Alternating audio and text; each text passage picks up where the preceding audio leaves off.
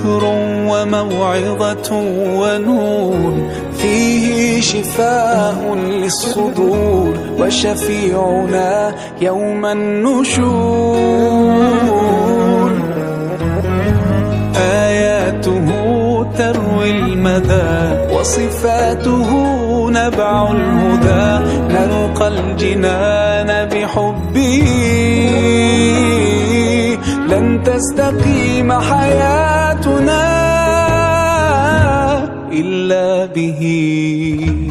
هو القرآن والفرقان، إليه تنصت الأكوان، وفيه تعطر الآذان، والقرآن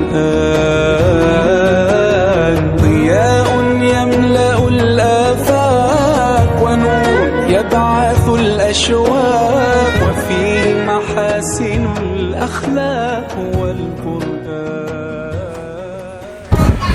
Jadi Al-Quran itu apa tadi? Tibyanan likulli syai' wa hudan wa rahmatan wa busyra lil muslimin. Ini prolog aja ya, ayat 3, supaya nanti kita greget sama Quran ini. Kenapa sih kita harus capek-capek ngapalin Quran gitu?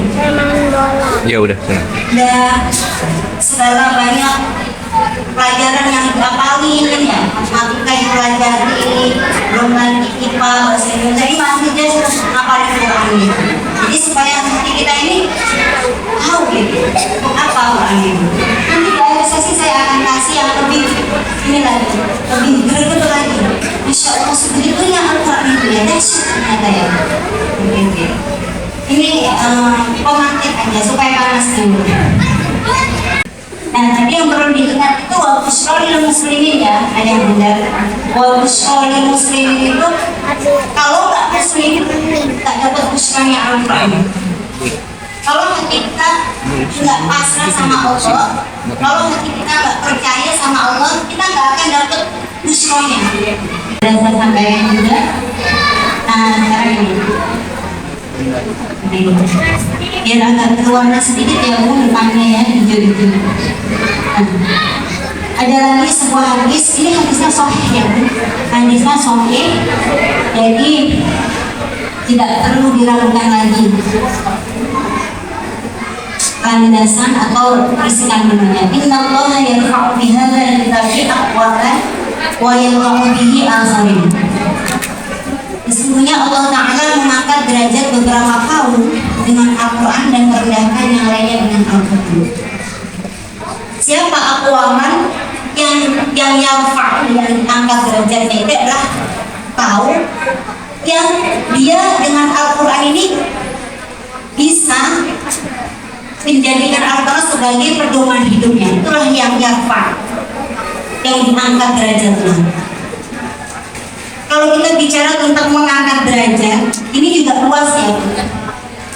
Derajat yang diangkat ini di mata Allah, nah, bukan di mata manusia. Perlu kita garis bawahi. Karena tidak semua yang dipandang manusia itu derajatnya tinggi selalu tinggi juga di hadapan Allah, tidak. Tapi kalau sudah yang yarfa' Allah, itu nilai sejati yang kita butuhkan. Itu adalah nilainya Allah, ya kan? Nilai sejati yang kita butuhkan, nilai yang akan manfaat buat kehidupan kita ini nilainya siapa? Nilai manusia atau nilainya Allah? Nilainya Allah. Maka kata Allah, kata Rasulullah, bihadzal kitabi yarfa', dengan Al-Quran ini Allah angkat derajatnya. Di mata Allah mulia. Sekali lagi saya garis bawahi, di mata Allah mulia, bukan di mata manusia. Saya bilang ya, orang hamba kalau mulia di mata Allah itu hidupnya tenang. Ketenangan batin itu nggak bisa dibeli walaupun dengan emas 1 kilo, nggak bisa, tidak bisa dibeli ya benar. Karena siapa yang sudah mengangkat derajatnya Allah melalui apa? Melalui Al-Quran. Kecintaan kita terhadap Al-Quran, effort kita untuk bisa belajar dan mempelajari Al-Quran, usaha kita untuk memperkenalkan anak kita pada Al-Quran itu akan terbuat, diangkat oleh Allah, dimuliakan, ya, dimuliakan. Wa yadha'u bihi akhirin, dan Allah merendahkan yang kaum yang lain dengan Al-Quran. Nah, kita sebagai kaum Nabi Muhammad sudah diberikan warisan berupa Al-Quran oleh Rasulullah yang tidak peduli, tidak mau mempelajari acuh dengan Al-Quran, itulah yang direndahkan derajatnya oleh Allah.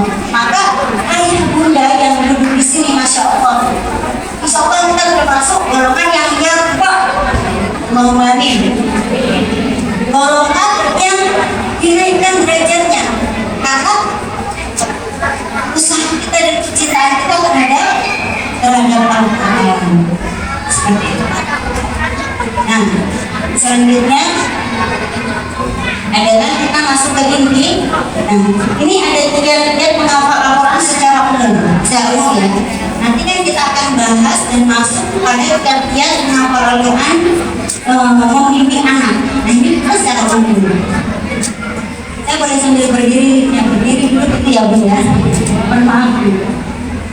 Yang pertama itu kita harus niat yang ikhlas karena Allah. Itu niat. Karena niat itu ruhul amal. Itu niat. Niat.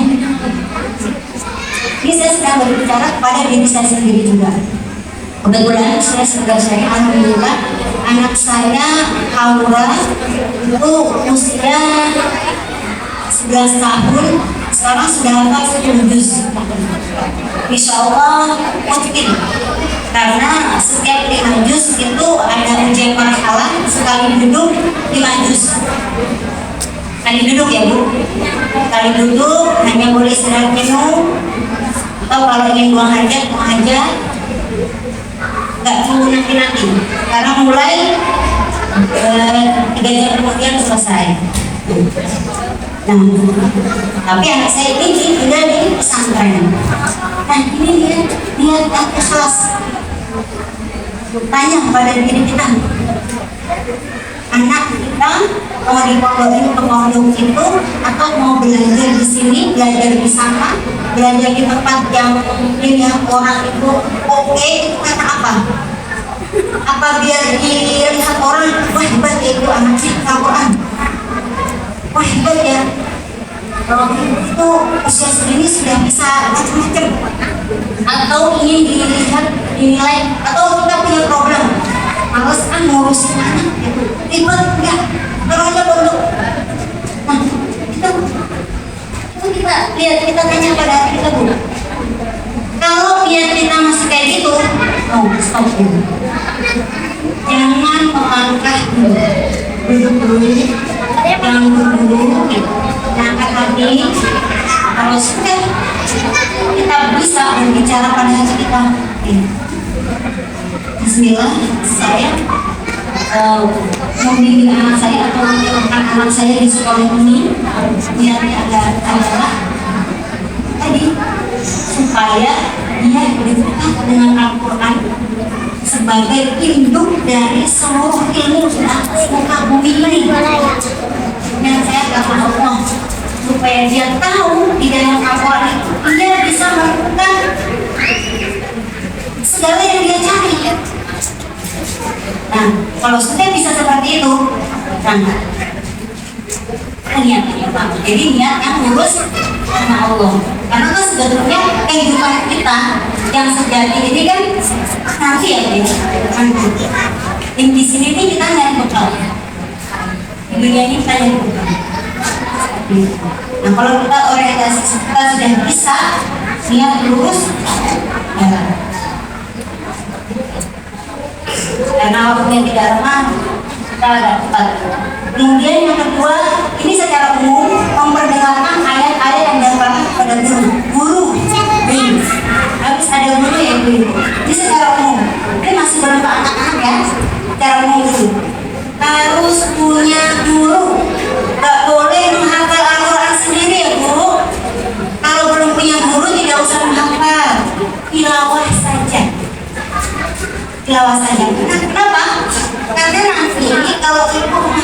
sendiri, tidak punya guru, kalau salah nggak ada yang betulin, dan kalau nggak ada yang betulin salah, dosa-dosa itu tanggung sendiri. Kayak gitu. Kalau punya guru salah, gurunya nggak betulin, yang bisa siapa? Gurunya. Nah, gitu. Jadi kalau belum punya guru Al-Quran, lebih baik jangan menghafal dulu, tilawah, kita baca terjemahnya, kita dalami sapi maknanya seperti itu. Ini saya juga sedang berbicara kepada diri sendiri ya, Bu ya. Artinya kita sama-sama sharing, ya. Harus ada guru. Kemudian mengulang-ulang ayat yang akan dihafal nih. Gimana sih cara menghafal? Misalnya gitu ya. Diulang dulu, Bu. Dibaca, terus diulang. Berapa kali? 7 kali, 11, 17, 21. Sekarang dipilih sesuai kemampuan masing-masing. Bisa kita baca. Wa sami'a Allahu qawlan allati tujadiluka fi zawjiha wa tashtaki ila Allah. Baca lagi. Yang guru malam-malam sering banget bilang sama murid saya, kalau hafal Quran itu jangan sekali baca terus kamu meremeh-meremeh. Oleh dulu yang lama, gitu kan, oleh dulu yang lama, dibaca, sampai saya jadi dibaca. Nanti saya marah kalau kamu nggak baca dulu. Kalau guru-guru merem aja saya udah marah. Dibaca 7 kali, 11 kali, 17 kali, 21. Kenapa harus segitu? Sebetulnya ini bukan patokan yang wajib, tapi saya kembali kepada, karena Allah itu kan ganjil, maka saya pilih fenomena yang ganjil sesuai dengan kemampuan masing-masing. Jadi baca lagi, misalnya Allah qawlan tujadiluka fi zawjiha wa tashtaki ila Allah. Misalnya Allah setelah kok udah mulai bisa ya, karena buku menghafal itu adalah membaca tanpa melihat tulisan, itu namanya menghafal. Dan biasanya kalau hafal itu otomatis bisa nulis. Karena saya tanya, Ibu hafal lagu Indonesia Raya enggak? Apa ya? Kalau disuruh tulis Indonesia Raya lagu bisa enggak? Bisa. Al-Quran juga begitu, Bu. Nanti Ibu ini kalau menghafal Al-Qurannya seperti yang saya bilang ini dibaca, itu tulisannya ada di sini, ada di sini. Oh, sami Allah tulisan kayak gini, qawlan lain. Jadi seperti itu ada di depan kita, dari sini. Jadi menghafal itu adalah membaca tanpa melihat tulisan. Apa buku menghafal itu? Membaca tanpa melihat tulisan. Jadi kalau hafal pasti bisa nulis, Bu. Ideanya seperti itu ya. Itu terbukti loh, Bu. Serius dulu ya. Kita lanjut ya. Memahami dan membaca terjemah dulu baru tafsir. Memahami, kenapa harus memahami? Kenapa saya tulis memahami? Karena Bu, Al-Quran itu bukan bahasa kita ya. Al-Quran itu menggunakan bahasa Arab yang Allah turunkan menggunakan lisanul Arab.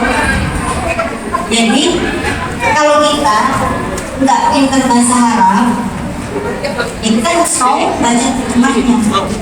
Dengan membaca terjemahnya, kita ngerti maksudnya. Dengan kita ngerti maksudnya, itu akan beruntun. Kita seperti baca alur ceritanya itu ketahuan gitu.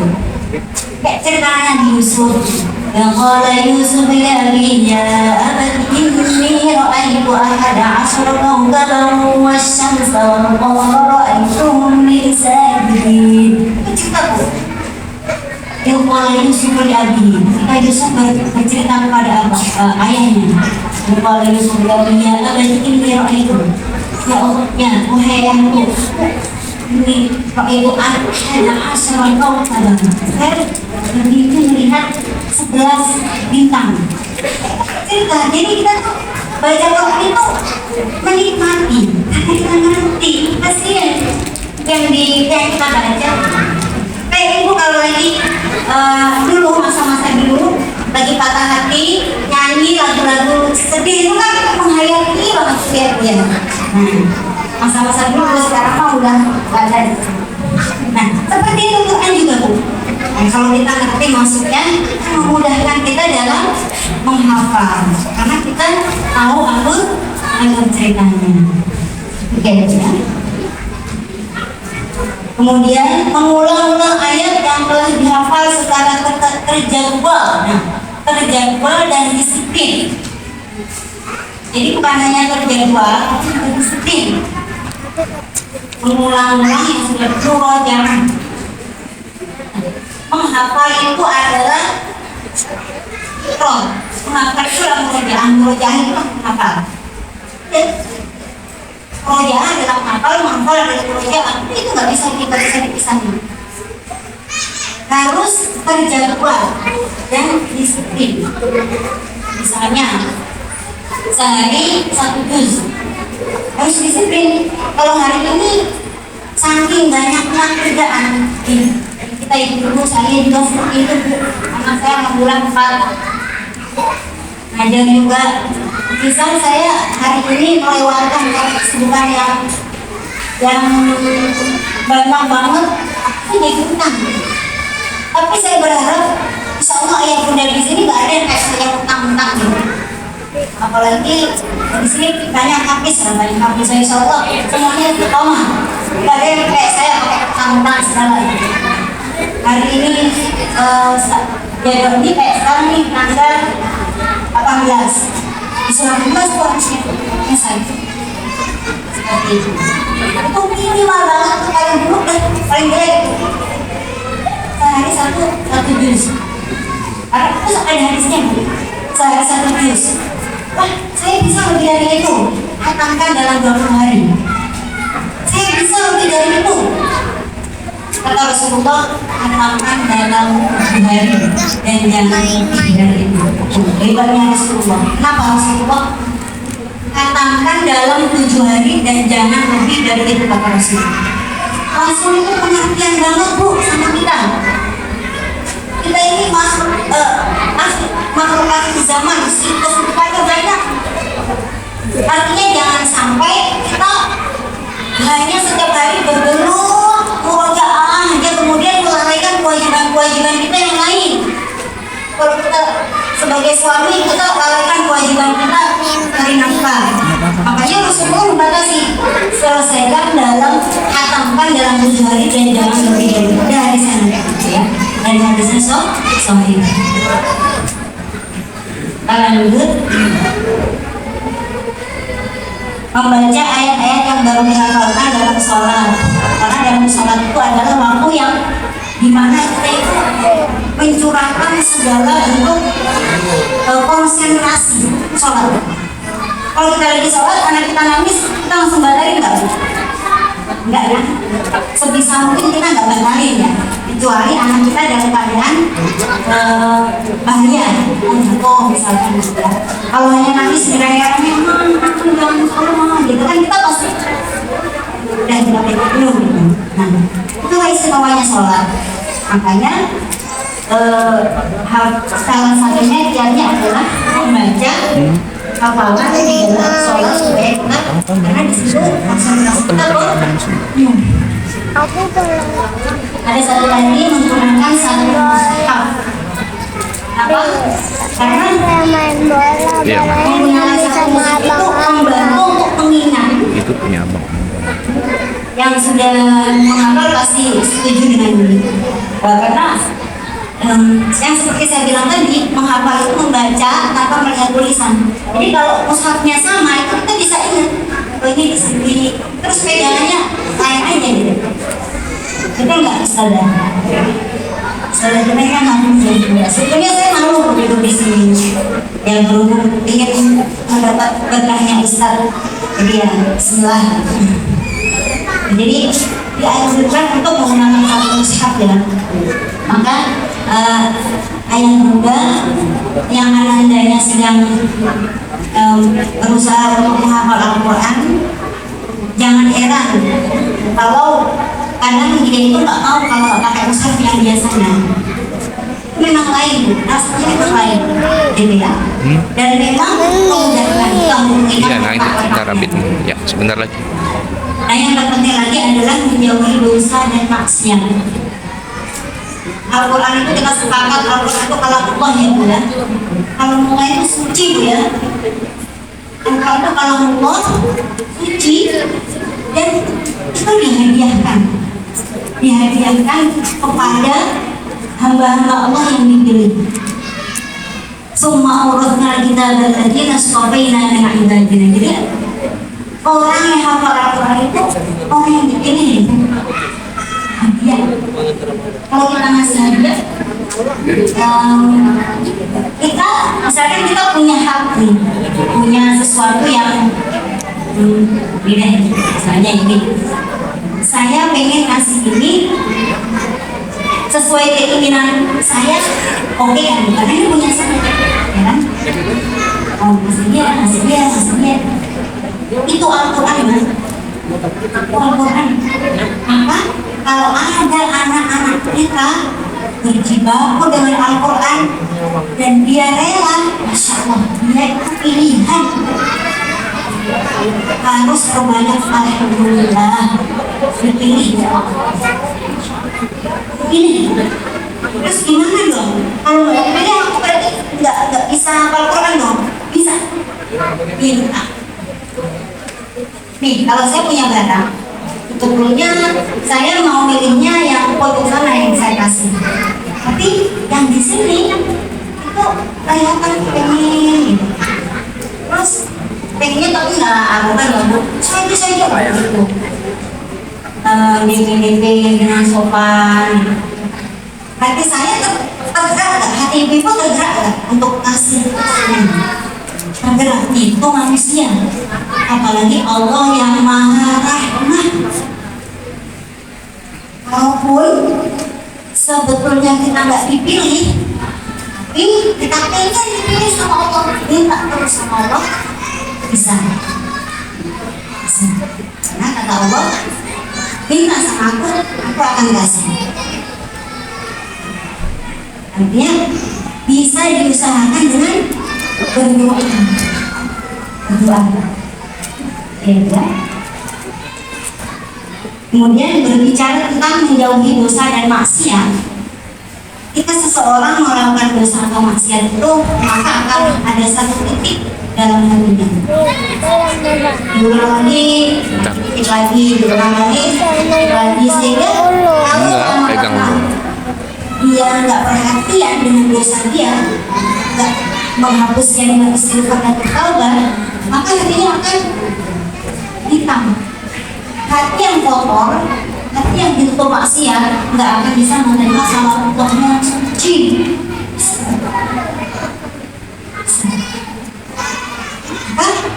Kalau anak-anak kita dengan fasih melancarkan ayat Al-Quran, insya Allah kita harus bersyukur dan anak ini hatinya bersih dan dibersihkan oleh Allah sehingga bisa menerima Al-Quran. Nah, ini saya juga sedang berbicara pada diri saya sendiri supaya selalu berusaha untuk menjauhi dosa dan maksiat. Selanjutnya, masih ada yang tertarget atau teratur. Nah, istiqomah yaitu baik ziyadah maupun murajaahnya tadi sudah saya sampaikan juga. Nah, terakhir adalah terakhir. Ini yang jarang ditulis, ada banyak tiap-tiap, tapi ini jarang ditulis.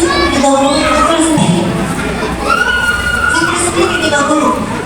Ini serius. Buku sana anak-anak jarang, terakhir dulu itu jarang.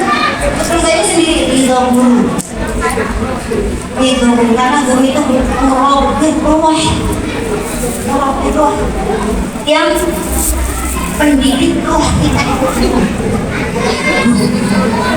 Maka kalau kita sudah ridho, insya Allah dengan manfaat untuk kebahagiaan kita di dunia wal akhirah. Anak, insya Allah nih ya, semua santri-santri yang hatinya ada dalam Al-Quran enggak akan pernah bilang dia itu dulu guru saya. Oh, guru selamanya akan menjadi guru sampai mati. walaupun kita sudah pisah dan gak pernah ngaji lagi sama beliau. Guru seandainya menjadi guru, kalau suami istri mantan suami jeruk apa guru gak ada. Selamanya itu adalah guru kita. Walaupun guru kita yang sekarang gak pernah duduk di podium seperti ini, beliau tetap guru kita. Jadi ridho guru itu betul-betul harus kita raih. Bagaimana kita meraih ridhonya orang tua sama guru sama orang tua itu sama. Misalnya ajum itu kalau berdoa itu gitu. Sama itu apalagi guru-guru yang mendidik kita mengenal Allah. Serem itu, serem ya? Tapi ya seremnya bukan kayak serem hantu gitu. Artinya supaya kita sebagai murid itu tidak lupa untuk orang kepada guru, mendoakan walaupun jauh tetap di depan malaikat supaya ilmunya beliau yang diberikan kepada kita terus bisa kita manfaatkan sampai kita kurang berapa menit saya nanti kalau ini saya ngomong hasilnya. Nah ini yang ini ya tadi secara umum. Nah ini untuk yang anandanya, yang tentunya harus membutuhkan bimbingan ayah bunda di sini. Yang pertama diawali dari rumah. Sekolah ini oke, tapi awal mulanya itu memang dari rumah karena ibu sebagai pendidik pertama. Dari rumah. Jadi ya apapun yang kita lakukan ya harus mencerminkan apa yang ada di dalam Al-Quran. Jadi kalau pengen anak-anak kita ahlul Quran, kenapa sih dia harus jadi ahlul Quran? Kami harus menjadi ustaz. Nah, dia nanti beliau yang akan memakan beliau ya. Potensi siapa saja ustaz ya. Nah, kalau anak sudah punya Al-Quran di dalam hatinya itu. Kemudian yang kedua, bagaimana supaya anak-anak kita cinta Al-Quran diawali dari Al-Fatihah. Jadi kenalkan Al-Fatihah nomor 1 ya Bu. Jangan lemas dulu Al-Fatihah dulu. Karena pasti anak boleh, cuman lebih tepat ke Al-Fatihah dulu. Kenapa Al-Fatihah? Karena Al-Fatihah adalah surah yang wajib dibaca ketika sholat. Jadi ketika kita sholat, rukunnya kumpul kita juga ada Fatihah. Yang perlu terajarkan awal adalah Al-Fatihah. Setelah itu baru ke surat pendek yang itu 30. Kemudian tentukan kadar hafalan. Nah, anak-anak ini harus ada kadar hafalannya Bu. Gak bisa banyak-banyak kalau anak kena karena kebanyakan belum bisa membaca dengan baik. Kalau sudah bisa membaca dengan baik, itu bisa lebih dari ini 3 baris, 5 baris, 7 baris, 15 baris. 15 baris ini Al-Quran yang biasa digunakan untuk menghafal anak-anak itu jumlahnya 15 baris. Halaman itu 15 baris. Maka biasanya yang paling umum itu dibagi 3. Satu halaman itu 5 baris, 5 baris, 5 baris. Terus kalau pas 5 baris itu nggak pas ayat gimana? Pastilah ayatnya kalau kita ke atas itu mau apa mau main? Memudahkan supaya kalian itu Jangan sebentar lagi, 5 menit lagi. Minum dulu. Selanjutnya Pak ini makan dulu. Minum dulu ya. Minum. Talaki atau musyafah. Talaki atau musyafah ini adalah metode belajar Al-Quran yang mensyaratkan perjumpaan secara langsung antara murid dengan guru. Ini tadi saya singgung di depan. Ini lebih saya spesifikasikan lagi karena anak kecil. Jadi harus talaki. Talaki itu adalah metode yang digunakan oleh malaikat Jibril kepada Rasulullah. Itu adalah metode yang paling oke. Kalau ada yang lebih oke dari itu, tentu mereka Jibril pakai duluan, ya kan? Itu adalah metode yang digunakan oleh malaikat Jibril untuk mentransfer Al-Quran kepada Rasulullah, langsung berhadapan-hadapan, sehingga guru itu murid bisa melihat guru ketika melafalkan A'udzu billahi minasyaitonir rajim. Ini saya kadang masih di anak saya di pesantren, kalau ngaji saya kadang masih di ini dikasih nggak begitu, kurang precis. Nah saya, oh iya kurang precis, gitu. Kasih dikoreksi, alhamdulillah. Jadi itu hukumnya wajib, hukum saya ditawar wajib, ya harus berhadapan langsung dengan guru. Dan di sini saya itu udah lihat profilnya, Instagramnya sekolah SD ini rekomendasi banget karena guru-gurunya semuanya itu ibu cari sekolahan di Jakarta ini yang gurunya hafizah, yang hafalannya itu jelas sanadnya, gurunya bertemu sampai Rasulullah jarang di SDT ini, masya Allah, dengan harga yang sangat terjangkau. Dari sini saya nggak dikasih mandat untuk promosi, tapi masya Allah keren banget ini ya gitu. Tuh, beruntung banget kok ayah bunda yang putra putrinya ada di sini bisa talaki musyawarah dengan ustazah yang semuanya membuat 30 juz. Kadang-kadang di sekolah-sekolah yang mahal itu gurunya aja cuma ngapalin nggak 30 juz, 5 juz. Di sini tuh ya itu semua Insya Allah keren banget. Insya Allah kayaknya anak saya yang ketiga bakal kesini Ustaz.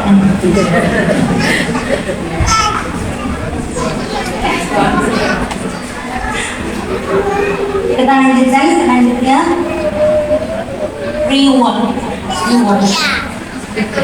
perlu, karena kita adalah kasih usia anak-anak yang segala sesuatu itu harus dipuji, kebaikannya harus dipuji. Kita aja bu ya kalau nggak dikasih reward itu ngambek ya kan bu ya, dan capek kayak ini masih kayak oke kan seperti gitu ya bu ya.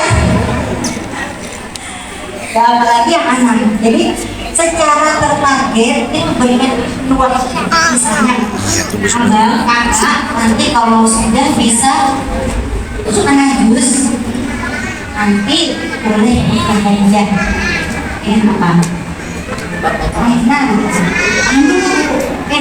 oke boleh, tapi tunggu sampai selesai juz ini ya. Atau kalau bagi dia satu juz terlalu lama 1 tahun gitu, kalau tunggu setengah juz ya. Semakin abang rajin seorang selesai setengah juz yuk kita beli mainan ini.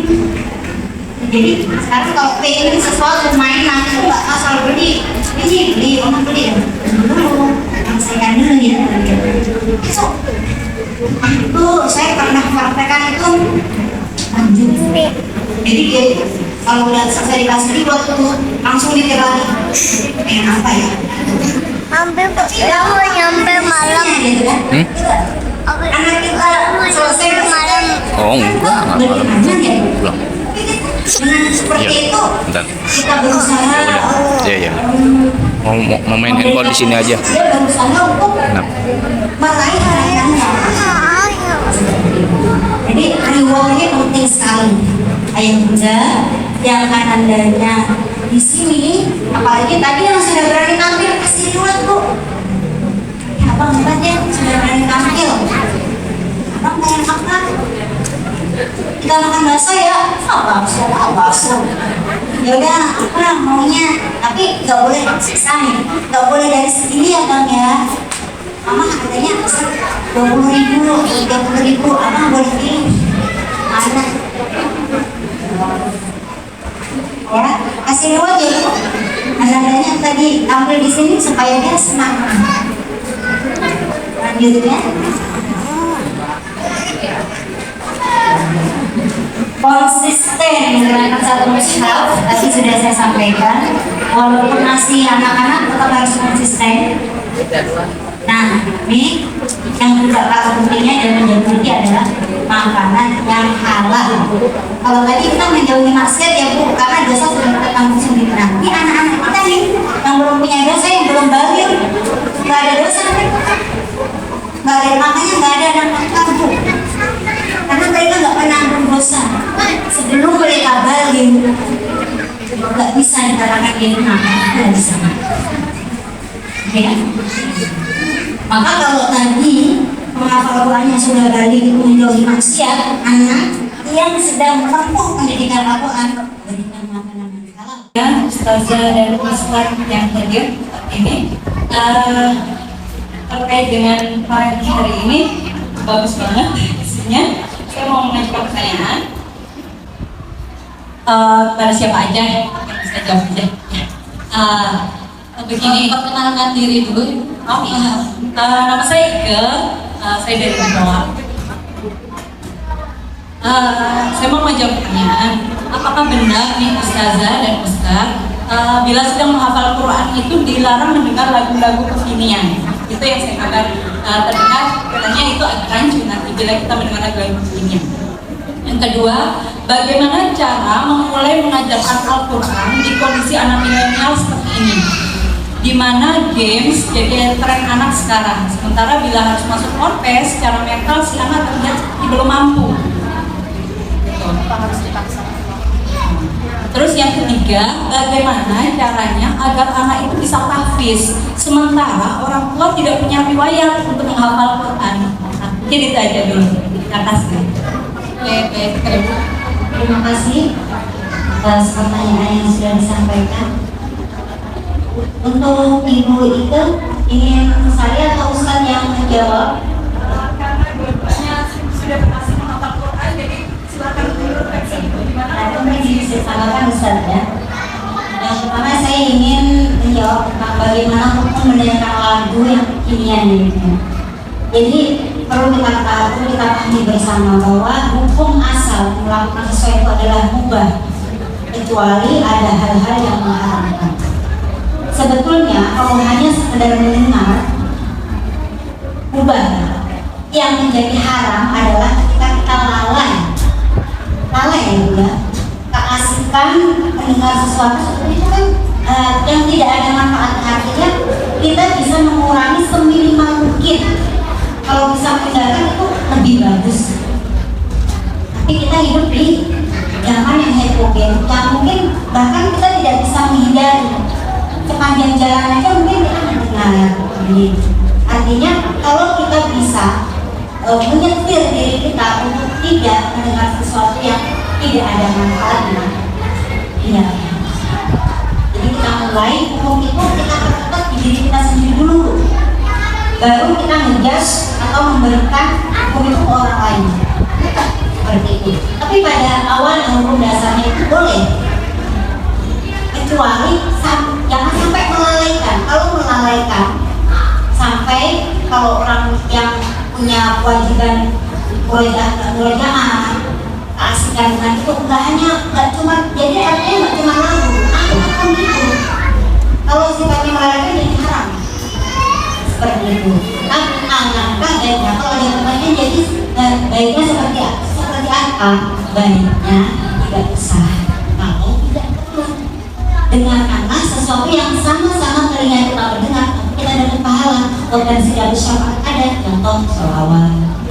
Sama-sama tenang. Sepanjang kita mendengar sholawat, selama itu pula pahala kemana? Ya kan?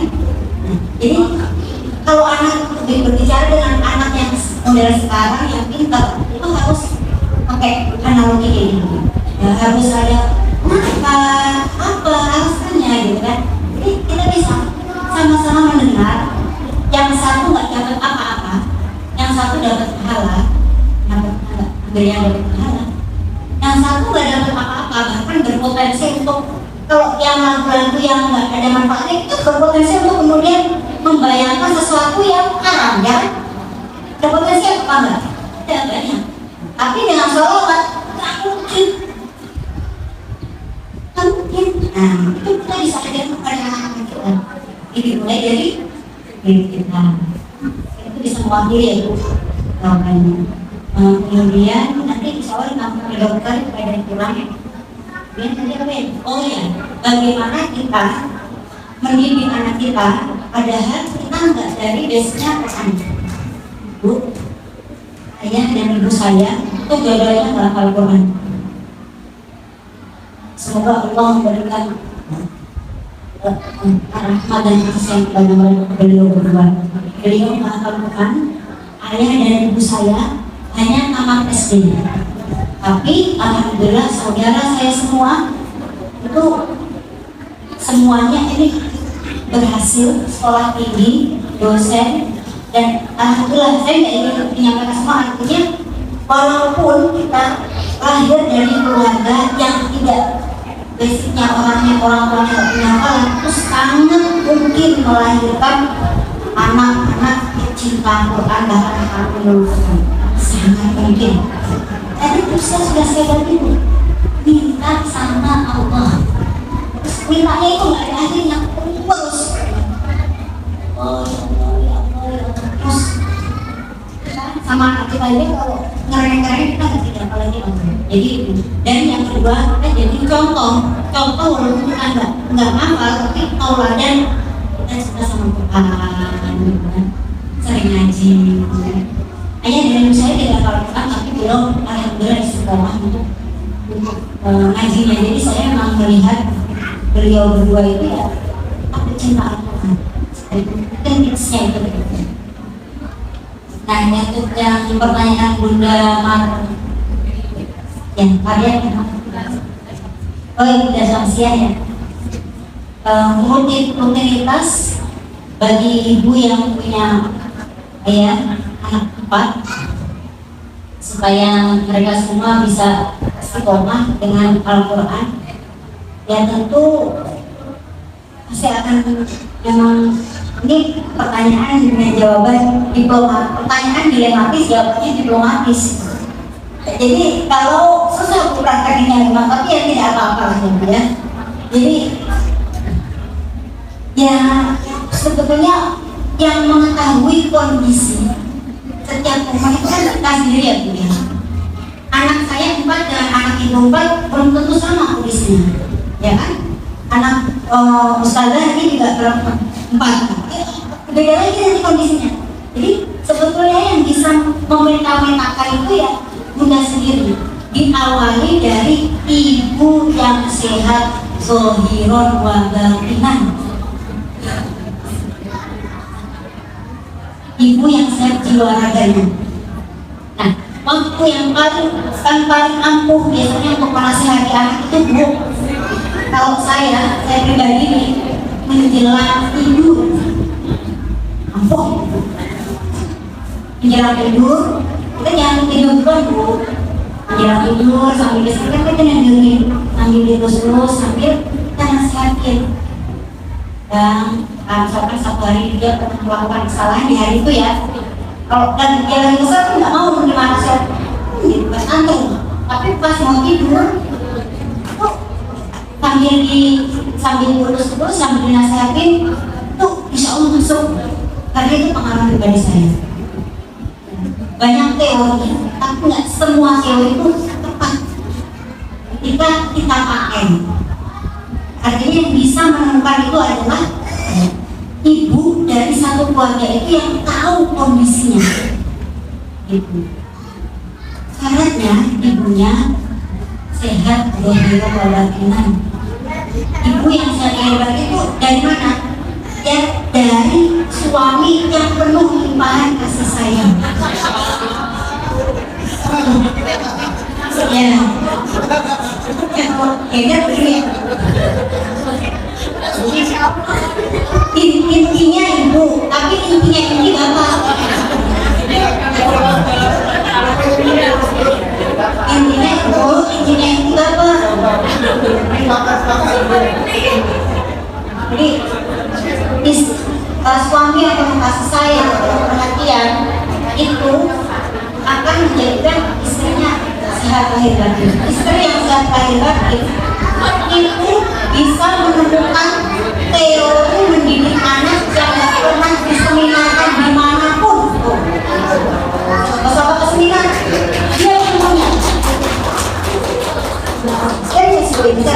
Jadi itu ya Bu, mudah-mudahan mewakili dari apa yang sudah ditanyakan. Selanjutnya Ustaz untuk menambah.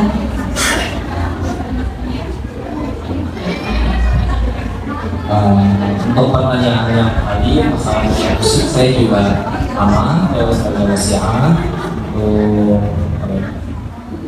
Orang tuanya tidak basic hafal, tapi anaknya bisa apa enggak ya bisa. Kebetulan orang tua saya juga kalau dibilang 30 juz ya tidak, tapi cinta terhadap Al-Qurannya itu sangat tinggi.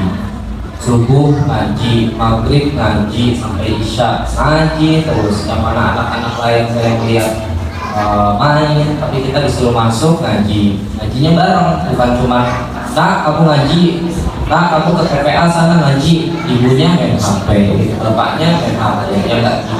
Semuanya bersinergi. Yang penting ada kelihatan dukungan terhadap si anak kalau kita itu benar-benar keluarga Al-Quran. Bikin lingkaran, ibu, bapak, anak-anak ngaji setiap habis maghrib, dirutinkan aja seperti itu, insya Allah sudah cukup menggugah jiwanya. Oh, keluarga saya itu keluarga Al-Quran gitu. Bunda dari Muhammad Zain kelas 2A. Pertama, saya senang sekali ya mengikuti seminar parenting ini yang bertemakan yang saya ingin, saya excited banget gitu dengan temanya, apalagi dengan narasumber yang sangat hebat. Yang saya ingin tanyakan langsung saja untuk Bunda Wasi'ah Hidayah. Mungkin saya ini kan pribadi ibunda yang mempunyai 4 anak ya, dengan jarak yang dekat ya Bu. Nah ini pribadi saya itu sangat sulit untuk mengatur waktu untuk setiap anaknya gitu ya Bu ya Bunda. Jadi menurut Bunda saya ingin sekali mendapatkan nasihat dari Bunda. Bagaimana sih, apa kegiatan rutin apa sih Bunda selama ini yang Bunda lakukan yang bisa dilakukan sebagai orang tua memperkuat hafalan anak Bunda. Dan timing anak yang paling tepat untuk kita menasihati anak ketika anak itu benar-benar ketika anak itu sedang melakukan kegiatan itu, timing apa sih Bunda yang paling kita pas itu, timing yang pas untuk menasihati anak itu Bunda. Lalu untuk pertanyaan untuk Dr. Muhammad Afif Akbar, pertanyaannya tahapan atau jenjang pendidikan anak-anak yang bisa mendapatkan beasiswa tahfiz Quran. Jadi untuk kedepannya, untuk kan tadi saya sudah mendengarkan penjelasan Dr. Afif ya, bagaimana Dr. Afif itu dari SD, SMP, SMA sampai dengan mendapat beasiswa di UMJ. Nah di situ saya sebenarnya saya baru tahu kalau ternyata di jenjang pendidikan haruskan itulah setelah kita kan memang masuk di SDTI ini, setelah masuk jenjang SDTI apakah saran dokter harus masuk pesantren lulusan tahfiz atau masuk pesantren yang umum saja, yang biasa, yang ketika pendidikan biasa dapat, atau hanya khusus tahfiz saja. Dan selanjutnya maksudnya untuk tingkat selanjutnya menurut dokter itu bagaimana? Apakah harus dilanjutkan ke pendidikan khusus tahfiz atau tidak? Saya meminta saran seperti itu. Terima kasih. Assalamualaikum warahmatullahi wabarakatuh. Kemudian tadi dari Bunda Z, bagaimana kelanjutannya anak saya dari SD ini, SD tahfiz, apakah harus ke pesantren apa gitu ya? Jadi memang pesantren itu banyak jenisnya. Ada pesantren yang khusus cuma untuk belajar diniyah saja, ilmu agama saja ada. Jadi dia dapat ilmu umumnya, biasanya itu paket B, paket C ada. Ada yang pesantren modern seperti di Darun Najah, kemudian di Gontor, mereka pesantren umum tapi tidak khusus ke tahfiz, itu pesantren umum. Jadi agamanya ada, umumnya ada, tapi tahfiznya ya tidak terlalu digaungkan. Kemudian ada lagi satu jenis pesantren yang tahfiz ada, agama ada, umum ada, tiga-tiganya. Tuh bayangin gimana, suruh belajar semuanya, matematika, IPA dan lain sebagainya, kayak anak SMA negeri. Yang mana SMA negeri nggak belajar fikih, akidah nggak belajar mereka, tapi kita juga belajar fikih, akidah, ditambah lagi hafalan Al-Quran. Makanya kalau dibilang kegiatan anak santri itu sangat padat, dari bangun tidur sampai tidur lagi itu padat, gak ada yang terbuang. Kata Ustazah Wasiah, gak ada yang sia-sia. Dengarkan lagu anak santri ada ya jarang, bahkan gak ada. Ada pun lagu ya lagu sholawat, lagu-lagu penyemangat jiwa, adanya seperti itu, bukan yang lagu melalaikan. Itu pun kita di setel lagu hanya hari Minggu saja. Hari Minggu di setel lagu penyemangat jiwa biar fresh lagi, besoknya seperti itu lagi kegiatannya. Kemudian tadi jadi ibu bisa tanya nanti ketika mau masuk pesantren, Ustazah, ini pesantrennya fokusnya di apa? Nanti dijawab. Bahkan ada yang fokus tahfiz saja dan diniyah, umumnya tidak dipelajari, ada seperti itu. Jadi berbagai macam jenis-jenis pesantren. Itu ya, jadi tinggal tanya aja bagusnya bagaimana. Ya kalau mau ditanya bagusnya semuanya kalau bisa dapat. SD ini sangat bagus, dapat semua, umum ada, pendidikan agama ada, tahfiznya 7 juz untuk anak SD itu sangat banyak. Biasanya saya cuma dapat 3 juz, 2 juz, itu anak SD segitu aja udah bersyukur. Ini 7 juz, yang mana kata Ustaz Iskandar sendiri ada yang bahkan kelas 1 udah bisa melebihi targetnya. Berarti kan udah ada calon-calon dia itu cepat dalam menghafal. Bisa aja yang tadinya 7 juz jadi 30 juz di SD bisa. Karena saya menemukan sendiri di depan mata saya banyak teman-teman saya yang SD kelas 5, kelas umur 5 tahun, 6 tahun sebelum dia masuk SD itu udah hafal Quran. Sampai yang terakhir yang waktu viral itu Musa yang di Hafiz Indonesia, beliau baru 5 tahun sudah hafal 30 juz. Kelebihannya apa kalau dari kecil bisa hafal semua dan memang otaknya sangat cerdas berarti ya. Otak manusia diberikan kapasitas masing-masing. Kelebihannya ya dia akan hafal mungkin seperti Al-Fatihah. Al-Fatihah kita hafalnya lupa Pak, kayak kalau klotok. Ya kalau saya baru dari udah besar hafalnya dibanding yang masih kecil sudah sangat hafal, Anas, Al-Falaq itu klotok, benar-benar kuat sekali hafalannya. Itu kelebihan. Tapi itu yang Allah pilih dan otaknya sangat cerdas. Maksudnya itu karunia Allah. Coba bayangkan waktu itu ada pembakaran Al-Quran Swedia akhir Januari kemarin, apa yang kita lakukan? Ya kita memang marah, kesal, kitab kita dibakar. Tapi jangan takut, penghafal Quran itu banyak. Mau dibakar berkali-kali pun kata Ustazah Wasiah, menghafal sama dengan menulis. Kita suruh nulis bisa, para penghafal itu suruh nulis Al-Quran lagi bisa, tajwidnya panjang pendeknya itu bisa. Makanya itu saking kuatnya Al-Quran. Kalau kata Allah, walaqad yassarnal Qur'ana lidzikri fahal mudzakir, dan telah kami mudahkan Al-Quran untuk peringatan, untuk zikir.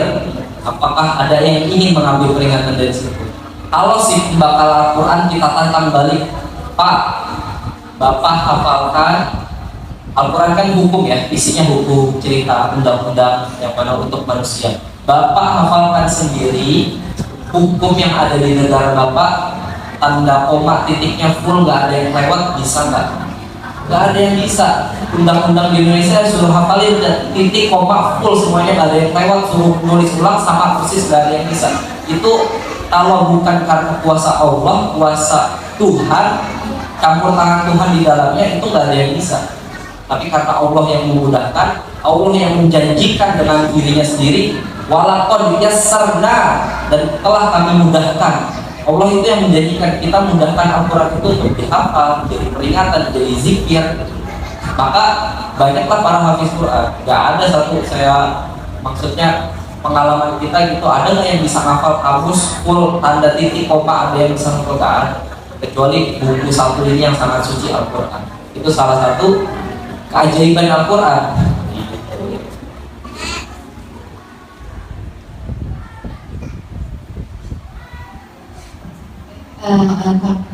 Ada lagi Bunda? Oh iya, ada satu lagi saya tanya. Bagaimana cara agar anak mau menghafal Al-Quran, khususnya anak generasi sekarang yang Bunda yang banyak sekali yang terakhir. Oke, Bunda ada satu tantangan menghafal untuk generasi Z. Tantangan menghafal untuk generasi Z. Kita generasi apa? Milenial. 80-an milenial ya, Bro? 70-an apa ya? Masya Allah. Yang ini selain menggunakan dalil, menggunakan pengalaman pribadi juga ya. Pendidikan yang terbaik itu memang dipegang oleh ibunya sendiri. Yang terbaik. Kalau bisa semua untuk pendidikan, mulai dari bisa baca A sampai Z, alif sampai ya, semua itu ya kalau bisa ibunya. Kalau bisa. Jadi kalau ibunya tidak mumpuni untuk itu, serahkan kepada ahlinya. Saya bilang tadi, guru harus ada guru. Nah, cari guru ini juga yang tepat. Kalau kita sudah pasrah kepada guru, ya kita percaya. Artinya percaya dengan tuntunan yang akan diberikan oleh guru. Kalau ini kita butuhkan kepada Al-Quran. Misalkan kita sebagai ibu tidak bisa mendidik secara mandiri, tidak bisa memberikan motivasi, menumbuhkan giroh ke anak kita supaya mau menghafal Quran, kita minta tolong dulu supaya guru itu bisa mentransfer ilmunya, mentransfer energi positifnya. Orang itu kalau penuh dengan energi positif bisa transfer energi itu bisa. Dan maka guru tadi saya bilang guru. Nah, satu lagi yang selalu saya bikin senjata itu doa. Satu senjata yang diberikan Allah kepada seorang wanita yang sudah menjadi ibu itu lisan. Kita ini lisan kita ini tajam. Maka kalau anak kita begini kita banyak kita aja doanya. Nah, kita belum cinta sama Quran, terus berdoa supaya Allah lembutkan hatinya, supaya Allah lembutkan hati anak saya agar cinta kepada kita suci dan suci. Ya Allah, lembutkan hati anak saya supaya dia bisa mempelajari hukum taat kepadamu, kepada Rasulmu. Terus seperti itu, terus. Ibu coba 40 malam seperti itu, lihat cobanya. Baca Fatihah, anak baca Fatihah ke anak, disebut namanya dan nama bapaknya itu aja punya dalam sehari. Gak bisa satu. Itu tenaga dalam, jalur dalam gitu.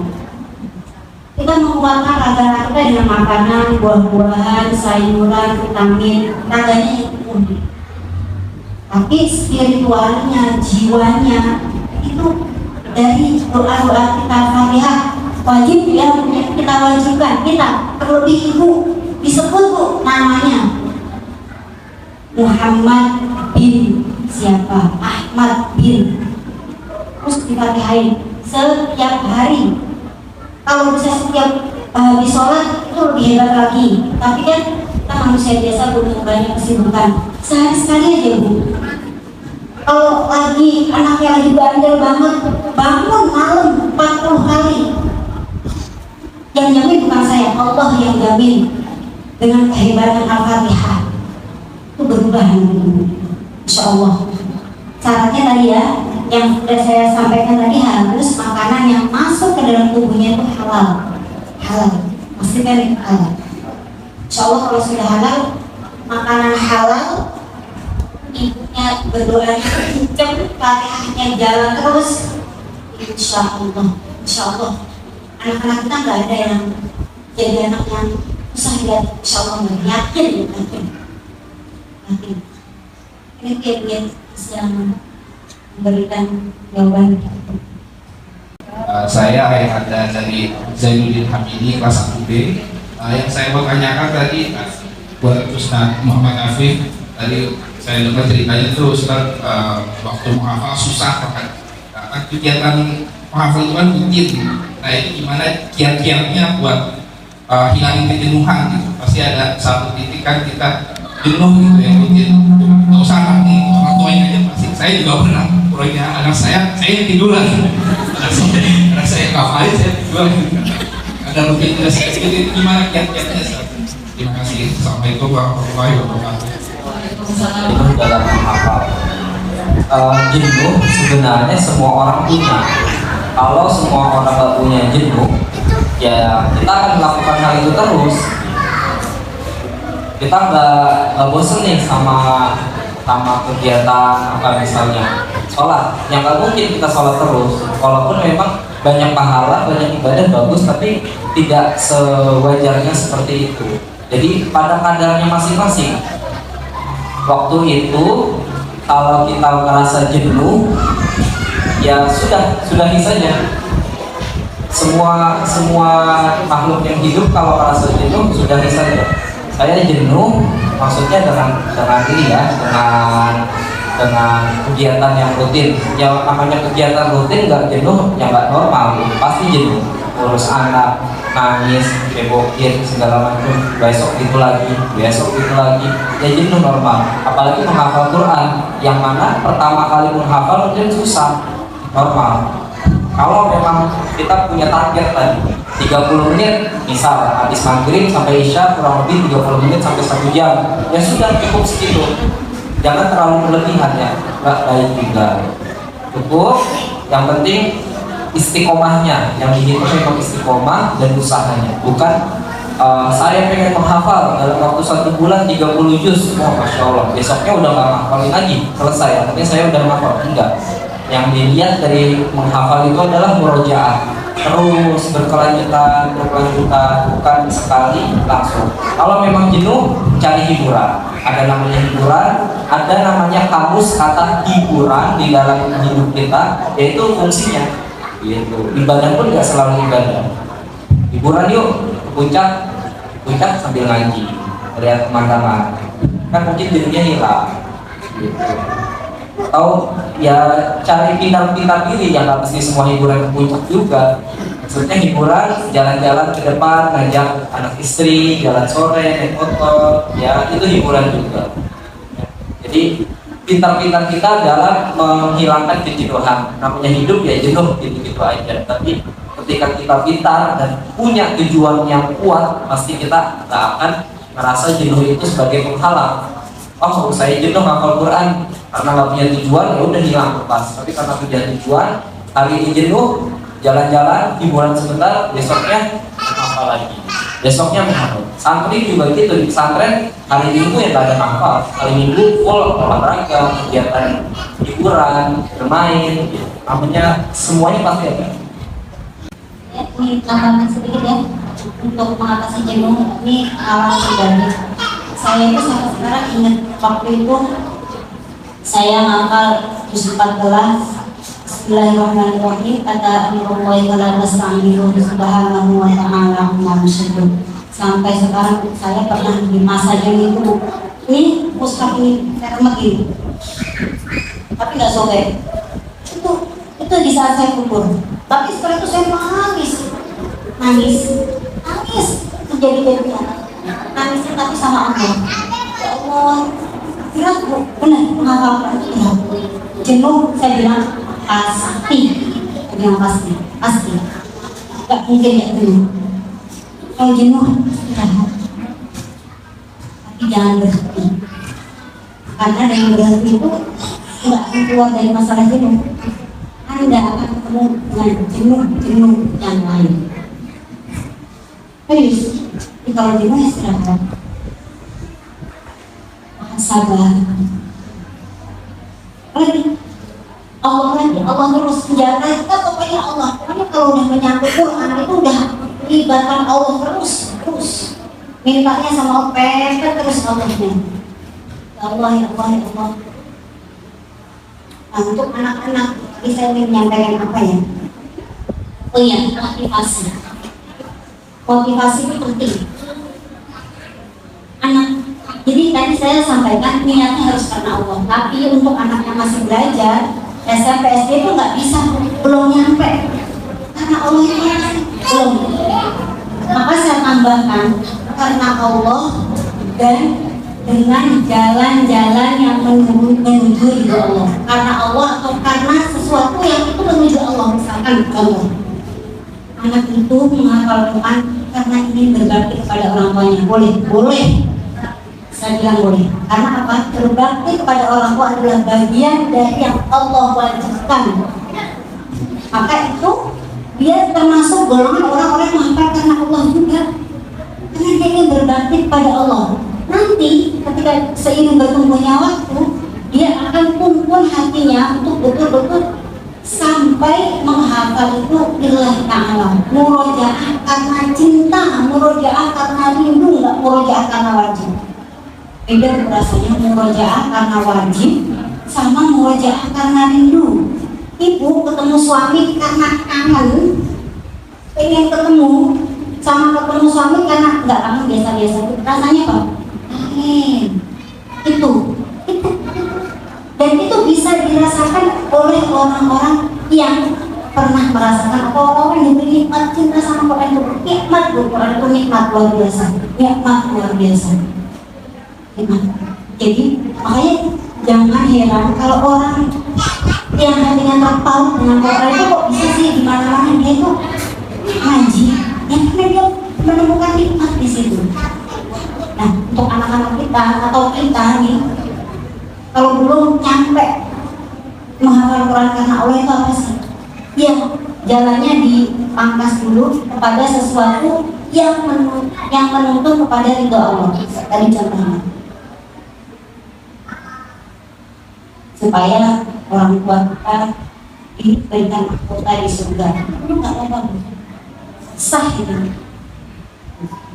Jadi insya Allah nanti juga walaupun nggak langsung karena Allah itu jalannya menuju Allah juga. Saya tambahkan untuk mengatasi futur tadi itu ya istirahat, tapi kembali lagi istirahat tapi tidak berhenti. Itu ya dokter ya. Terima kasih. Wali murid kelas 1A dari Ananda. Masya Allah hari ini pengalaman baru mendengarkan pengalaman dokter muda yang Masya Allah saya sendiri terharu.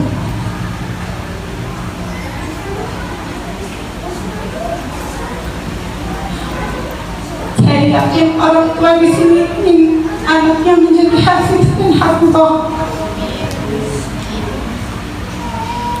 Tapi Masya Allah tantangan zaman yang kita hadapi hari ini mulai dari gadget yang sangat 95% berpengaruh terhadap anak.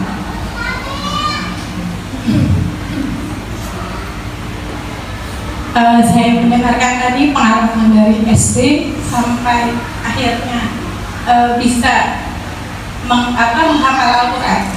Artinya ketika kita tadi bahwa menghafal Al-Quran itu harus dengan kesadaran, keinginan diri sendiri. Begitu ya kan? Nah, anak-anak kami di sini atau anak saya pribadi belum punya kesadaran atau keinginan untuk menghafal Al-Quran. Hanya saja orang tuanya memasukkan anak ke SD tahfiz agar menjadi hafiz. Tidak muluk-muluk, mungkin kalaupun tidak menjadi hafiz karena itu pilihan Allah, anak saya bisa membaca Al-Quran dengan tartil. Bagaimana ketika anak menghafal Al-Quran ini tidak mencapai target, misalkan Misalkan sehari harusnya 10 ayat atau 1 lembar. Anak saya hanya bisa 2 ayat. Apakah mengikuti keinginan anak dulu yang 2 ayat ini, atau kita memaksakan 1 lembar untuk anak bisa hafal 1 hari ini atau 1 minggu ini misalkan? Dan apakah berpengaruh terhadap psikolog anak depannya ketika kita sebagai orang tua kadang-kadang merasa ini bagus nggak ya, ini harus begini apa, harus begini itu. Kadang-kadang kita bimbang ya Ustazah ya, apakah kita mengikuti keinginan target atau mengikuti perkembangan anak sendiri yang anak hanya mampu menghafal 2 ayat dalam 1 hari misalkan, karena belum ada kesadaran anak untuk menghafal Al-Quran. Hanya kita yang setiap hari ayo kak mengerjakan, ayo kak kita menghafal ayat-ayat baru. Kalau misalkan kita lihat dari pengalaman kakaknya itu kan, ketika sudah punten, saya bodoh sekali, saya harus bisa, itu kan kesadaran dari diri sendiri sehingga melanjutkan sampai ke 30 juz. Artinya kesadaran sendiri, keinginan sendiri, memotivasi diri sendiri. Sedangkan anak-anak yang memang belum ada keinginan, belum ada itu, bagaimana cara menghadapi anak-anak seperti ini? Apakah kita harus target 1 hari 1 lembar atau mengikuti perkembangan anak saja? Yang kedua, pertanyaannya, berpengaruh terhadap psikolog anak atau tidak? Ketika kita memaksakan 1 hari misalkan 5-10 ayat sedangkan anak tidak mampu untuk itu. Baik, terima kasih Ustaz dan Ustazah. Assalamualaikum warahmatullahi wabarakatuh. Waalaikumsalam. Dengan menjawab nanti dokter bisa menambahkan ya dokter ya. Ya, terima kasih alhamdulillah Bunda. Sepertinya pertanyaannya itu dari dalam hati sekali ya, sehingga emosional banget gitu ya. Alhamdulillah. Berarti rasa cinta terhadap Al-Quran itu sebetulnya sudah meminta sekali dan menginginkan dunia kita semua, khususnya dunia Bunda Belanya itu tumbuh bersama Al-Quran. Insya Allah Allah ijabah. Jadi pertanyaannya adalah yang saya tadi sudah sampaikan, target dan jadwal. Nah, target ini targetnya sesuai kemampuan anak. Jadi bercerita tentang saya dulu waktu muda. Ya, alhamdulillah saya termasuk kata teman-teman saya ini ngapain kata teman-teman saya seperti itu. Jadi 3 tahun sambil sekolah itu alhamdulillah saya sudah selesai dan lulus. Sementara ada teman saya yang nomornya lebih dulu tapi katanya belakangan. Artinya belajar dari sini itu memang tertarget itu sesuai kemampuan Ibunda. Jadi kendalanya anak-anak kita ini belum punya kesadaran ya untuk menghafal. Jadikan itu kebiasaan terlebih dahulu. Sadarnya belakangan nggak apa-apa. Kayak sholat, perintah sholat. Jadikan dia kebiasaan sholat. Langsung buat apa sholat? Mereka nggak tahu ya gitu. Sholat ya. Nanti bertambahnya usia, bertambah keilmuan mereka, dia akan mengerti sholat tuh tujuan ini. Bertambah ilmu nanti anak-anak bertambah dewasa, bertambah kelas, bertambah akalnya bertambah banyak, dia akan tahu aku menghafal ini. Sama juga anak saya kebetulan masih SD di pesantren itu ada, jadi targetnya dalam 1 hari itu 5 baris. Kalau tidak bisa 5 baris, hanya bisa 2 baris, ya gitu. Berarti dia dapat 2 baris. Gak apa-apa. Yang perlu kita tanamkan, kita yakinkan supaya anak kita nggak merasa aku kok nggak mampu kayak yang lain. Itu pasti ada perasaan seperti itu ya. Tapi kita optimiskan. Karena kita juga optimiskan. Allah yang melihat, yang Allah lihat, yang Allah nilai itu usaha kalian, usahamu. Kalau kamu membaca ini 50 kali, pahalamu 50 dikali 10 berapa bu? Dan itu pahala di usaha malaikat ya bu, kita nggak usah hitung, pusing. Nah, yang satunya yang otaknya cerdas, cukup baca 10 kali apa? Ya dia nilainya 10. Anak kita yang sulit 50, banyak anak. Jadi kita mulai tanamkan selalu ya bu, selalu menghafal ini bukan untuk kepentingan dunia. Jadi pahalanya ya Allah, malaikat yang catat. Pahala itu apa sih? Pahala itu untuk bangun rumah di surga. Itu pahala. Kalau pahalanya makin banyak, rumahnya makin cepat selesai. Gitu. Pahala buat apa? Buat bangun rumah di surga. Setiap kita berbuat dosa, kita nakal, bahan bangunannya berkurang.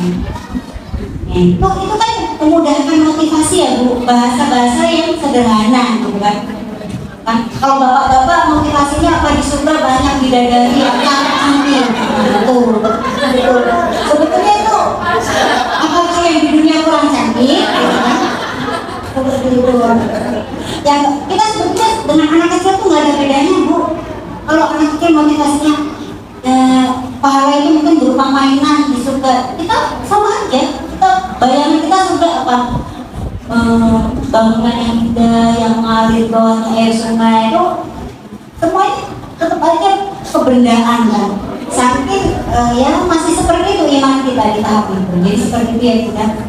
Kalau saran saya pribadi sebagai penghafal Al-Quran dan sebagai ibu dari anak yang menghafal Al-Quran adalah target sesuai kemampuan, tapi istiqomah.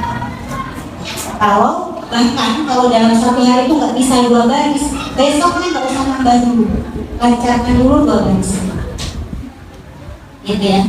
Insya Allah kalau guru-guru di sini di SDT Jabar Rahmah itu sangat paham, nggak akan memaksakan kemampuan anak yang memang dia tidak bisa. Jadi menghafal Al-Quran itu sunnah, menjaganya menjadi wajib. Jangan kita mengajar sunnah melalaikan yang wajib.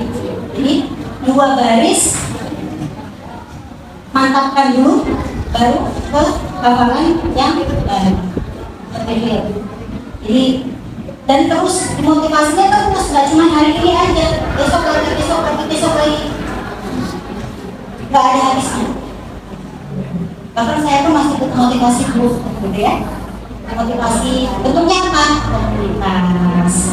Bentuknya motivasi itu komunitas sama penghafal Quran, sama ibu yang berbayangan di mana supaya bisa pengerjaan, begitu ya, gitu ya. Mungkin sudah mewakili atau sudah menjawabkan.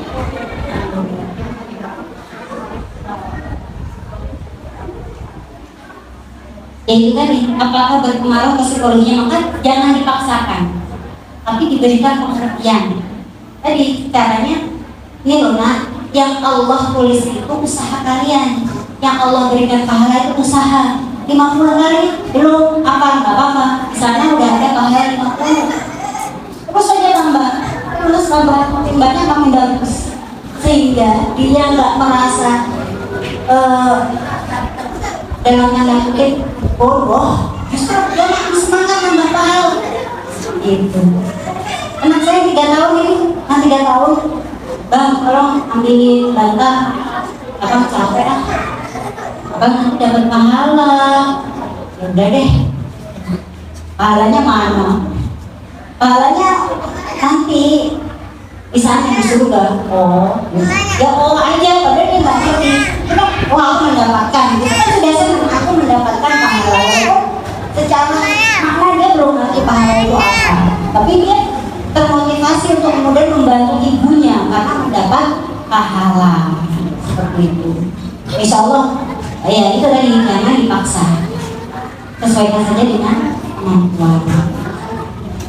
Hidayah. Assalamualaikum warahmatullahi wabarakatuh.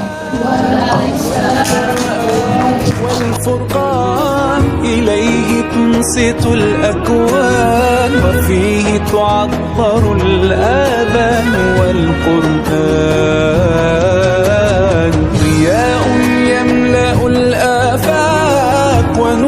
يبعث الأشواق وفيه محاسن الأخلاق. هو القرآن